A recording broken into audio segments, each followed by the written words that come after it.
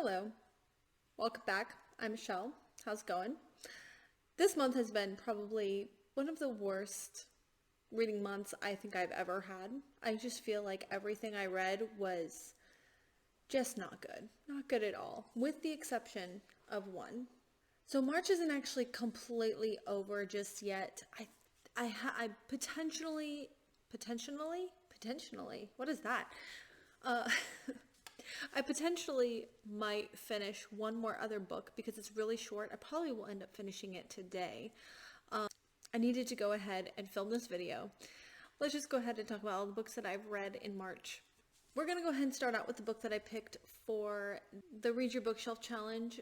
The theme was to read a book with growth. So for that, I picked The Sun Also Rises by Ernest Hemingway.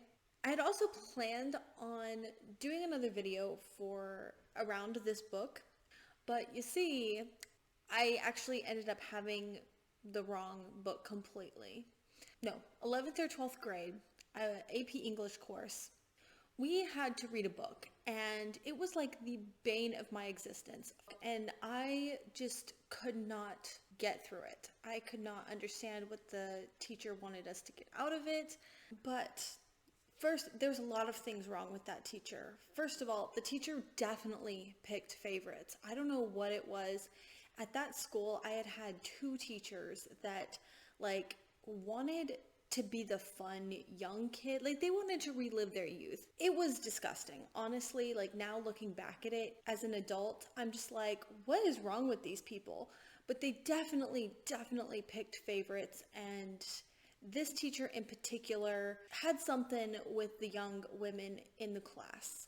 They were allowed to just come into class whenever they wanted. Apparently, I didn't see how problematic this was at the time, but apparently he had this farm or land, and these kids that were also the popular kids, they would go out there. I knew that was wrong. I knew there was definitely something wrong with that, but at that time I was just really trying to focus on my own self and my own grades, and the frustration of I'm here every single day and I'm struggling so hard and I don't understand this book, and I feel like every time I think I know what he wants us to get out of the book, I'm wrong. I'm completely off base, and I'm I think I'm reading the same book, right, as everybody else, because I don't understand. So the idea behind the project was I wanted to go back and reread the book as an adult and see what I make of it. See if it's completely different. And I could have sworn my life that it was The Sun Also Rises, and it's not.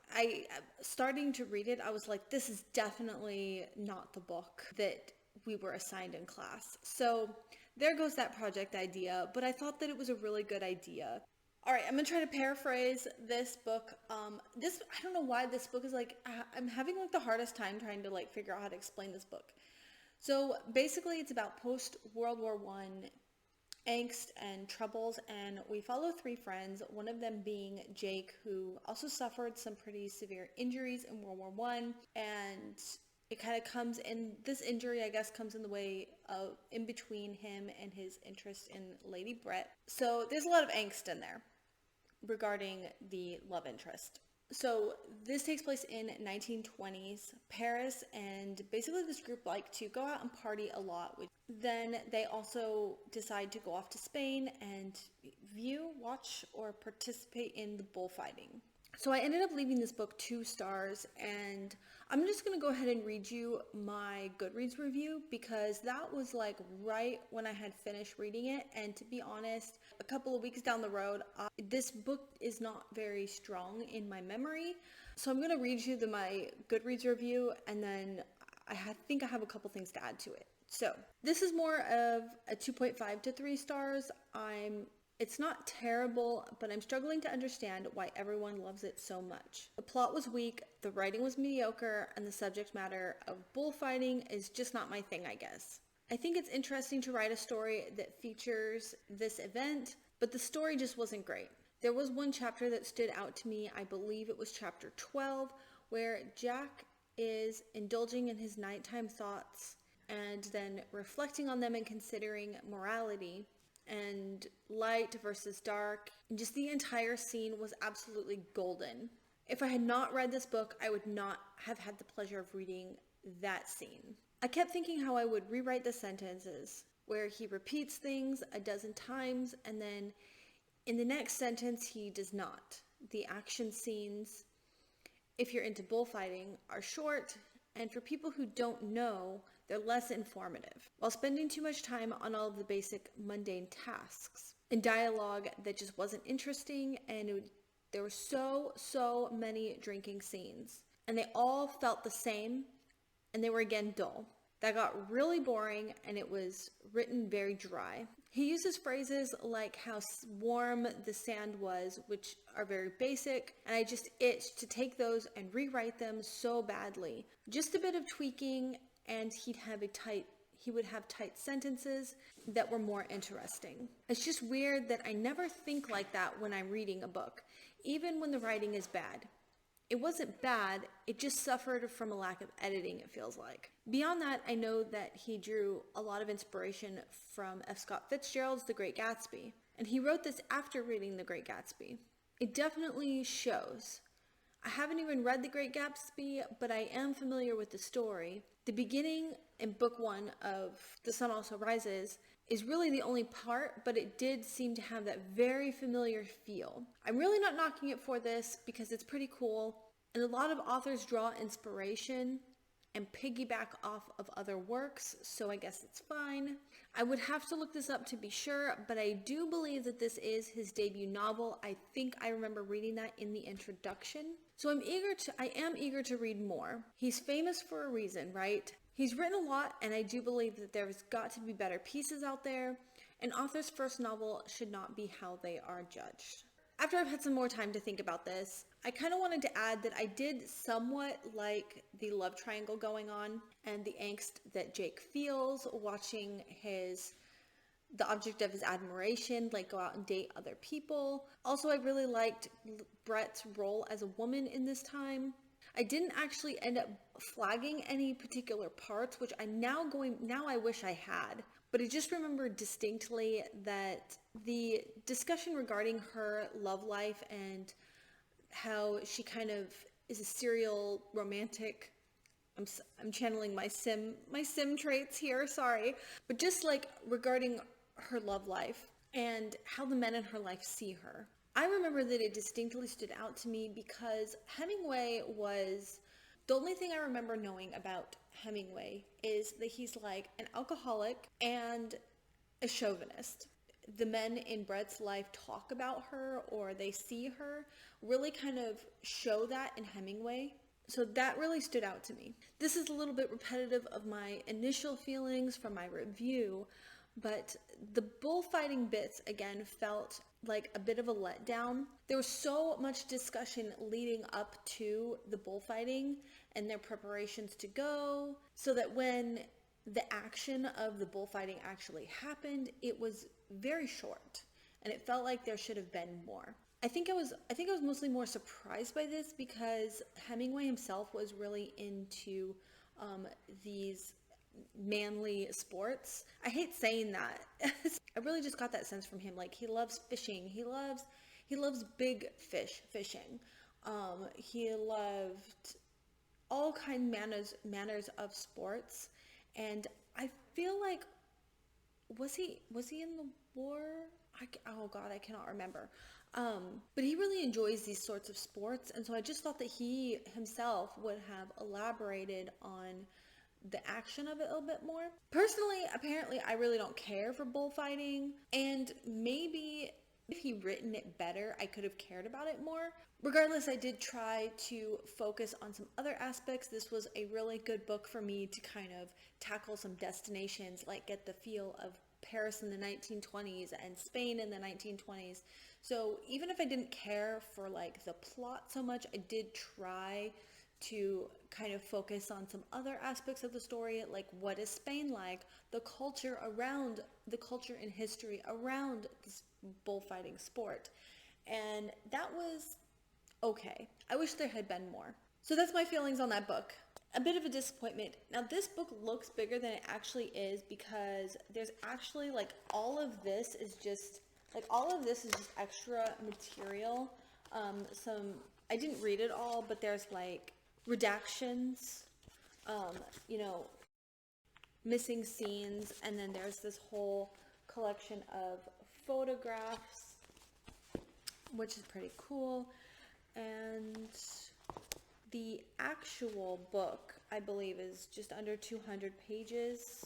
Yeah, really just under 200 pages. The actual story is only 198 pages.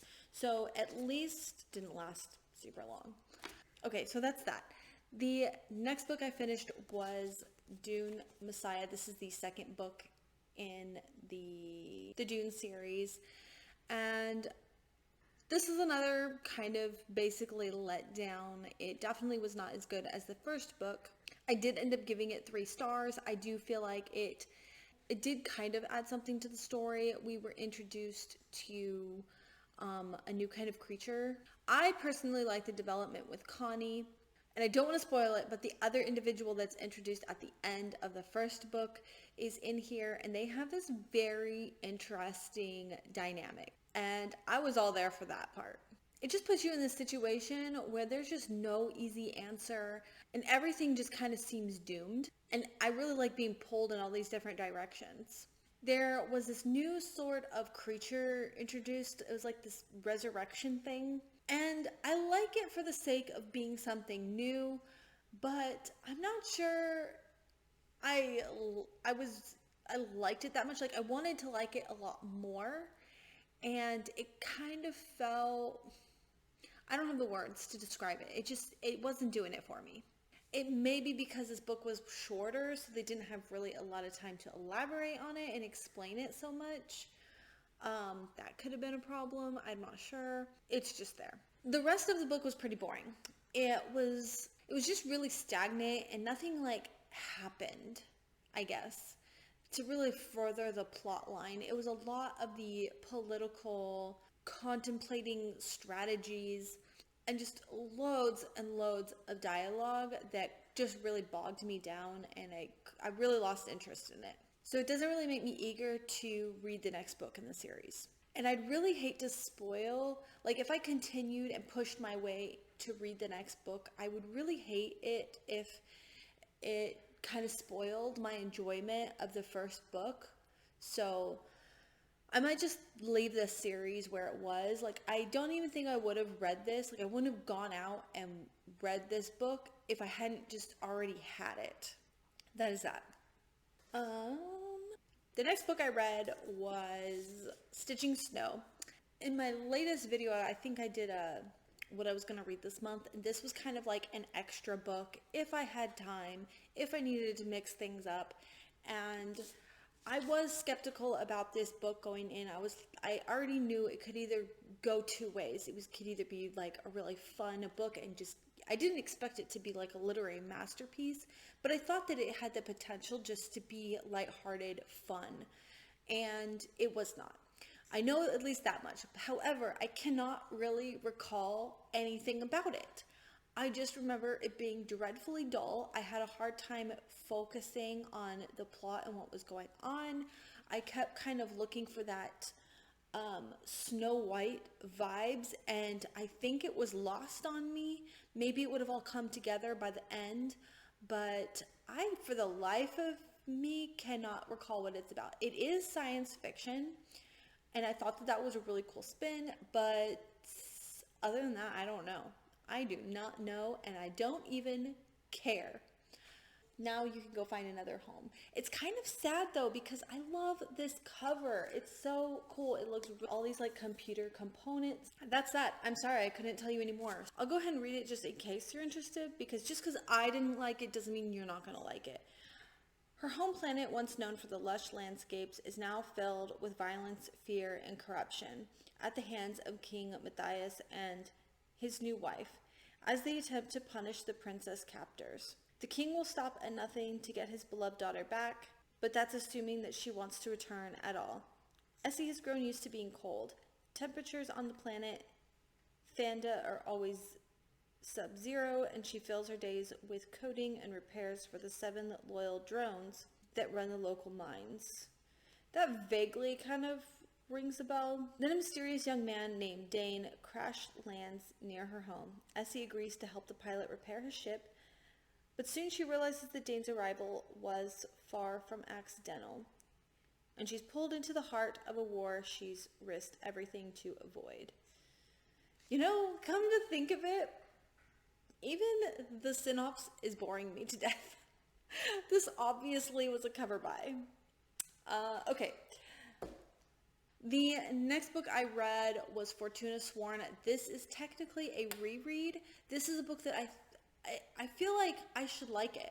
I feel like this is a favorite book of a YouTuber that I really like, and I really value her opinions on books, but this book just isn't for me, I think.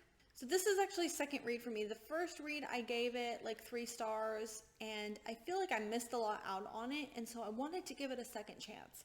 So that's what I did, and I definitely like grasped the story a lot better, but it still just did not go as well for me, and I still just gave it like 3 stars. I mean, it's definitely a solid book, and I think if you're into adult romance, adult fantasy romance, then this is probably for you. It definitely has some heavier sexual smutty scenes. However, I did hear that the subsequent books do get better. So I did check out the second book. It's still on Hoopla, like half listened to, and I think I'm going to DNF it. Just not for me. It gets very sexual in nature, as I said, and it feels a lot like a Sarah J. Maas book, to be honest.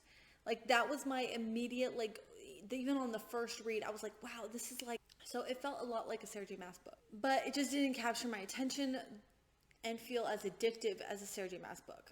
I think that Fortuna as a character is a pretty fun character. She has a really cool gift of being a nightmare, and if she touches your skin, she can inflict your worst fears. That being said, she is also, and done, if she touches your skin, she can feel what your worst nightmares are. So that also causes a problem for her.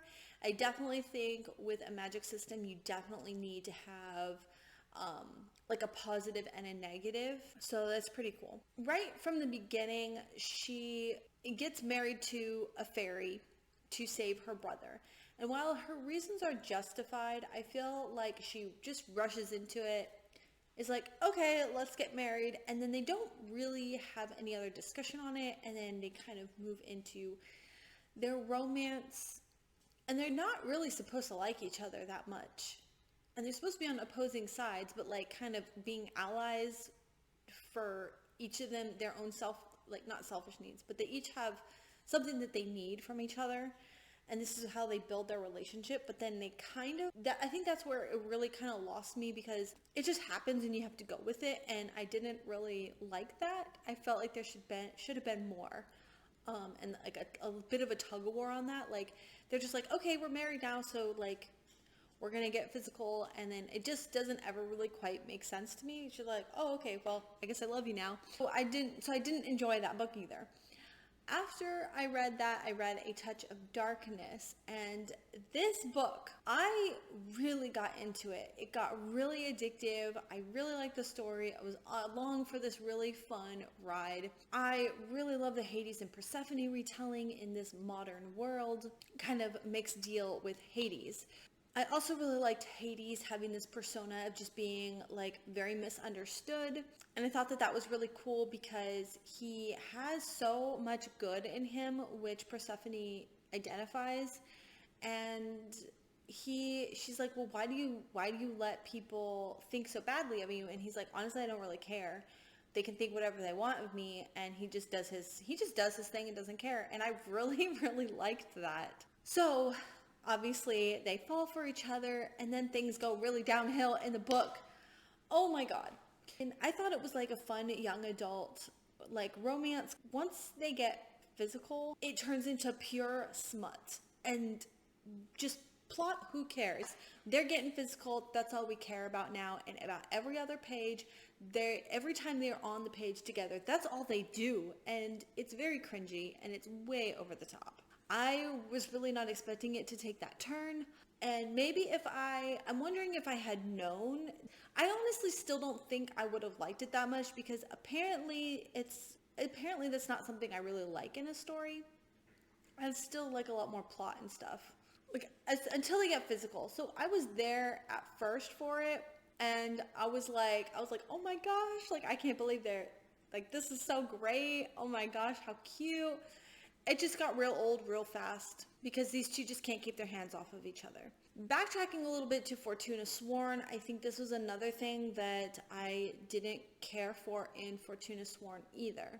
Although Fortuna Sworn did do it better. So if that's something that you really like, I'm thinking that maybe I'm just not into like smutty romances, because even like as big of a Sarah J Maas fan as I am with ACOTAR number 4, I can't think of those long freaking titles.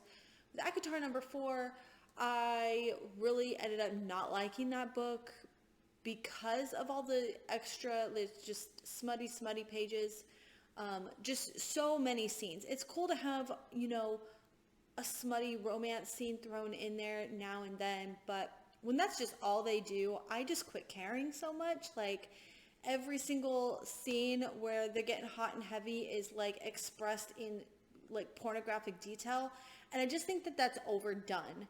It's cool if it's like you want to like explain every single detail the first time that they get it on, but every time they get hot and heavy, I don't need every single detail.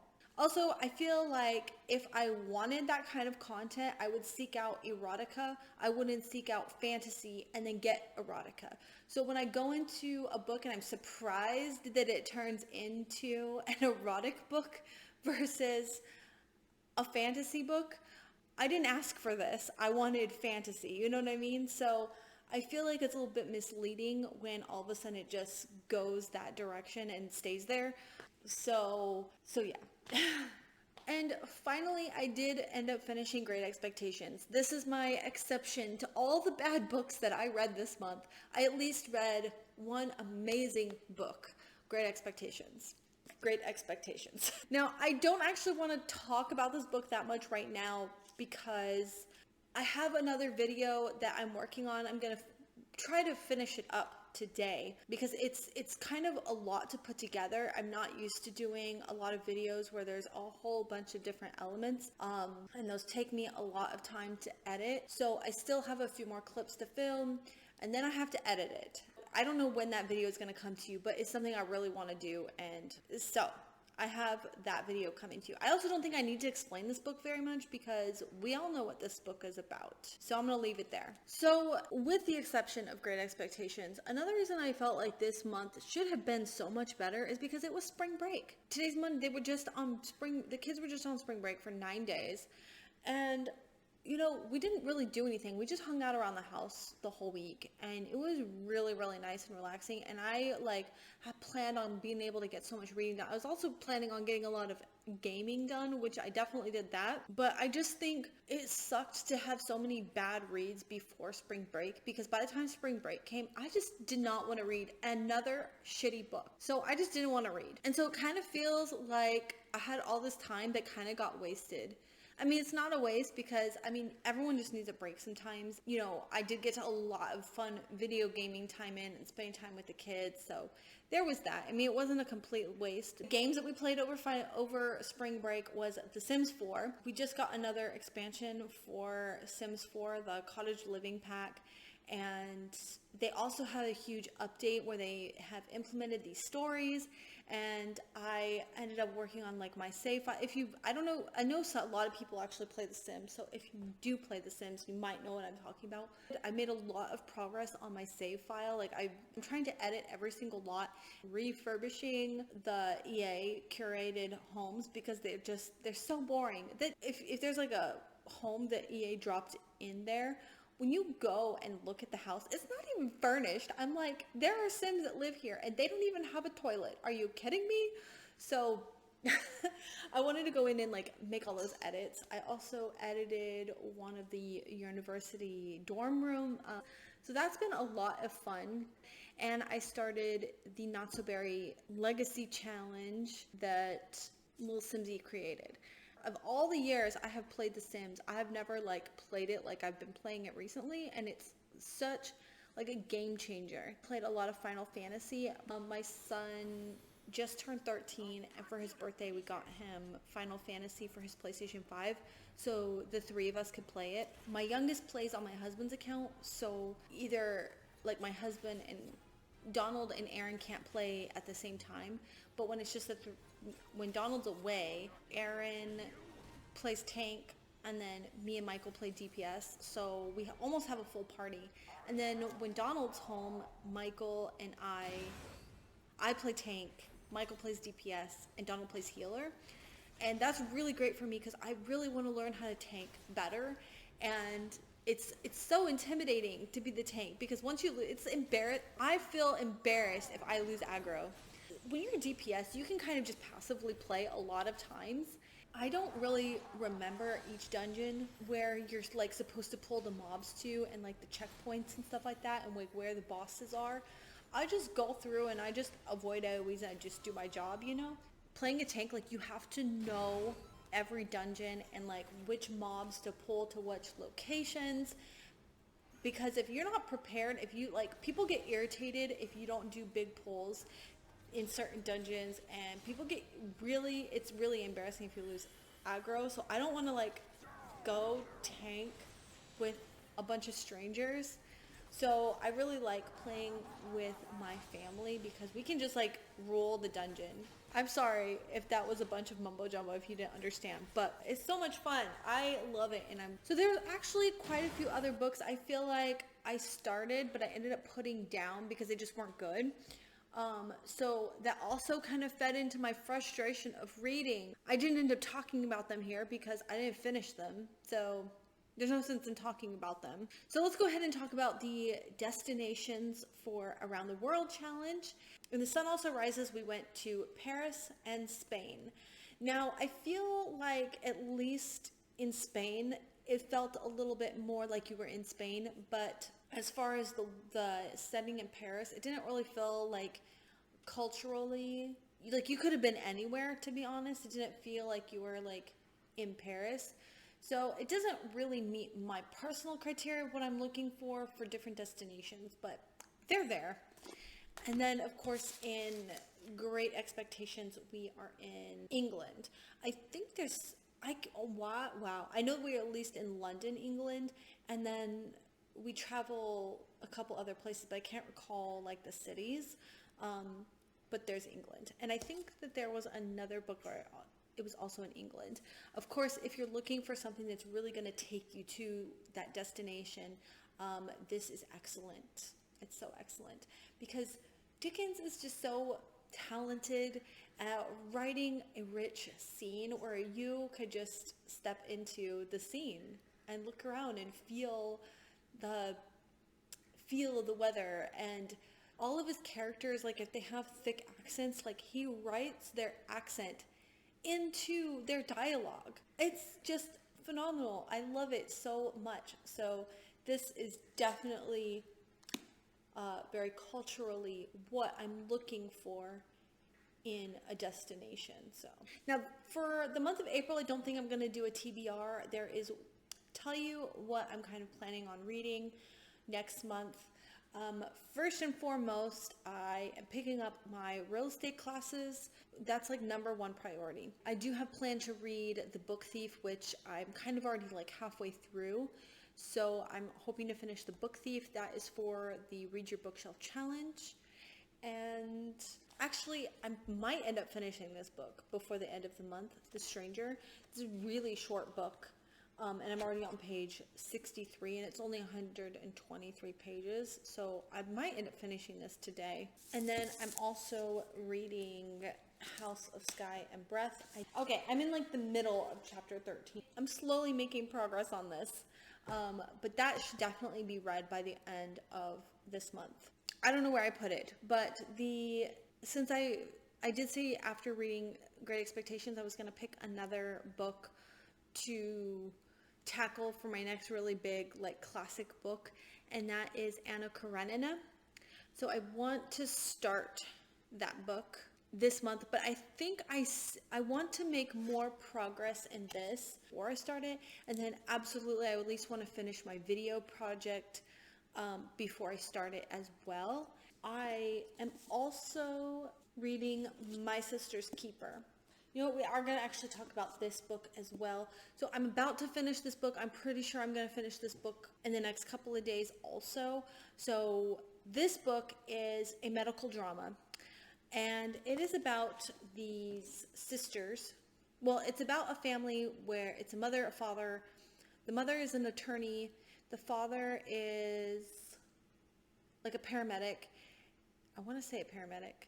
And he's a firefighter. Just kidding. He's a firefighter. And they have 3 children. The eldest is their son, Brian. So the middle child, Kate. So Kate has been diagnosed with leukemia. And then Anna is the youngest. And I don't know how I feel about this book. Obviously, I'm enjoying it because, to an extent, I'm enjoying it. I think I'm going to end up giving this book 3 stars because it, obviously, like, I'm enjoying it, I'm finishing it, and there's aspects of it that are kind of just addicting because they're actually really twisted. But it's got some kind of serious problems because I feel like they spun this narrative that the parents are horrible because they only had a 3rd child to basically have like a donor for their first child or for their other child. Okay, I need to explain this a little bit better, obviously. Found out that Kate had leukemia when she was pretty young, and they said that, well, she's gonna need like all this medical lingo about blood transfusions and bone marrow transplants, and now she needs a kidney transplant. And the youngest, Anna, is the best match because they're so related in DNA that she can provide all of that for her sister Kate. But that's not easy to be that. She's getting stuck with just as many needles as Kate. She has, like, the bone marrow transplant is horribly painful, I've heard. I don't even think that this book did that great of a job of explaining how invasive that procedure is. I've heard it's horribly invasive and extraordinarily painful. Now she needs a kidney, and her sister is expected to be the one to give up one of her kidneys.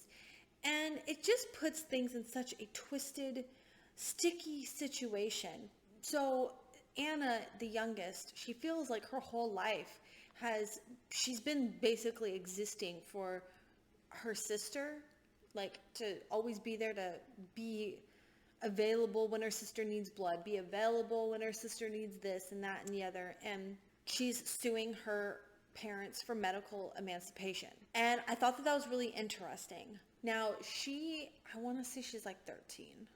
So she's definitely a minor. The things that this story I have problems with is it really spins this narrative. I can't recall if it's just Anna believing that her whole existence is that the whole reason her parents had her was so that they could have a cure for their sister and she doesn't actually matter. They kind of go back and talk about the parents deciding to have another child. They did kind of only have another child to hopefully have perfect match to fix Anna. But I think that they were it's just, but I mean, I see it from both sides. Like, poor Anna, she feels unwanted, like she didn't really matter. She only matters because of what a mind fuck that is, isn't it? And then I also see it from the parents' perspective because they, as a parent, would do anything to save their child if you think that you have a chance. And it's not that they don't love Anna as much as Kate, but how did they not see what they're also doing to Anna?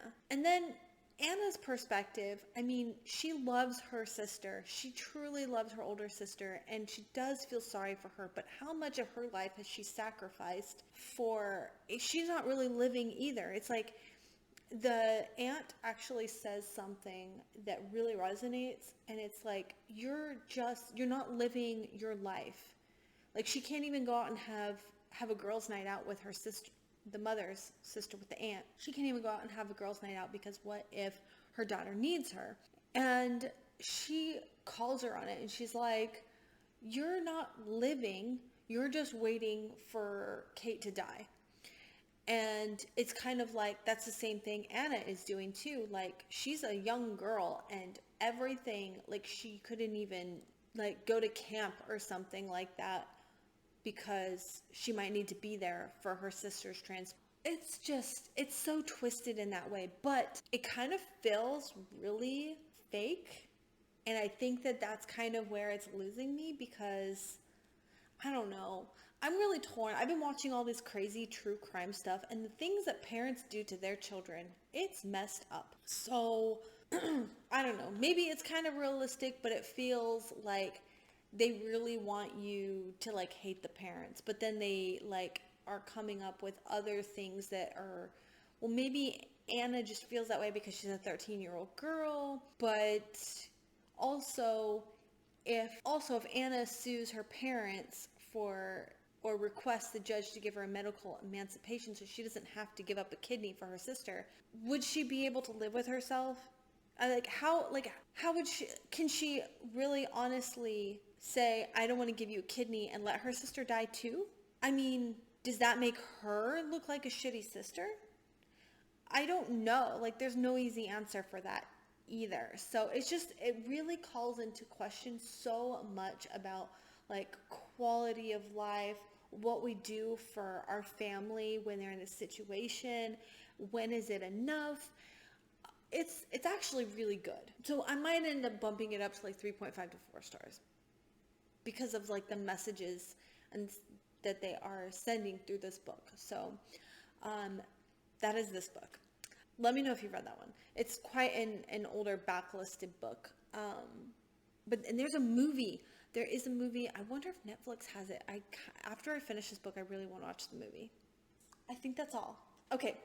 Well, that is everything that I read this month. Thank you so much for watching, and I will see you soon. Bye.